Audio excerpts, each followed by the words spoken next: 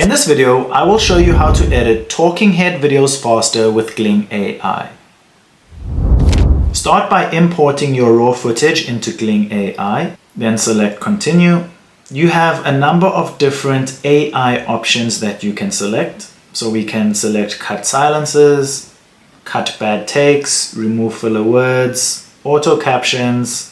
Once we are happy with those settings, we can then select Enhance and Edit. Once your video has completed processing, you will see a transcript in the left column. If there are words or part of the transcript that you do not want to include in your video, you can highlight it and then select Cut. Now that part of the video will be cut out. Once you've completed editing your video, simply export it and you're ready to go. If this video helped, don't forget to like and subscribe.